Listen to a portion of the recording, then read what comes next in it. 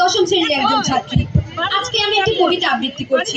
কবি লিখেছেন কবি সুনীল গঙ্গোপাধ্যায়। কবিতাটি হচ্ছে কেউ কথা রাখেনি। কেউ কথা রাখেনি, ৩৩ বছর কাটলো, কেউ কথা রাখেনি। ছেলেবেলায় এক গোষ্ঠী তার আগমনী গান হঠাৎ থামিয়ে বলেছিল, শুক্লা দ্বাদশীর দিন অন্তরাটুকু শুনিয়ে যাবে। তারপর কত চন্দ্রভোগ অমাবস্যা এসে চলে গেল, কিন্তু সেই গোষ্ঠী আর এলো না। ২৫ বছর প্রতীক্ষায় আছি। মামাবাড়ির মাঝি নাদারানি বলেছিল, বড় হও দাদা ঠাকুর, তোমাকে আমি ৩ প্রহরের বিল দেখাতে নিয়ে যাব।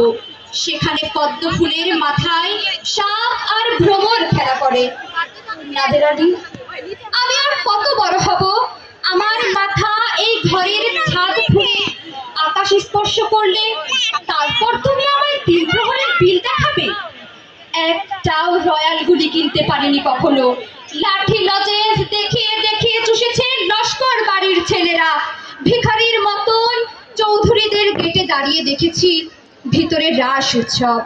অবিরল রঙের ধারার মধ্যে সুবর্ণ কঙ্কন পরা রমণীরা কত রকম আমোদে হেসেছে। আমার দিকে তারা ফিরেও চায়নি। বাবা আমার কাজ ছুঁয়ে বলেছিলেন, দেখিস একদিন আমরাও। বাবা এখন অন্ধ, আমাদের দেখা হয়নি কিছুই। সেই রয়্যাল গুলি, সেই লাঠি লজেন্স, সেই রাস উৎসব আমায় কেউ ফিরিয়ে দেবে না।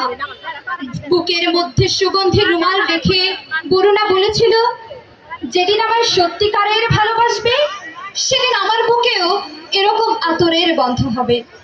ভালোবাসার জন্য আমি হাতের মুঠোয় প্রাণ দিয়েছি। দুরন্ত সারের চোখে বেঁধেছি লাল কাপড়। বিশ্ব সংসার তন্ন তন্ন করে খুঁজে এনেছি ১০৮টা নীল পদ্ম, তবু কথা রাখেনি বরুণা। এখন তার চোখে শুধুই মাংসের গন্ধ। এখন সে যে কোনো নারী। কেউ কথা রাখেনি।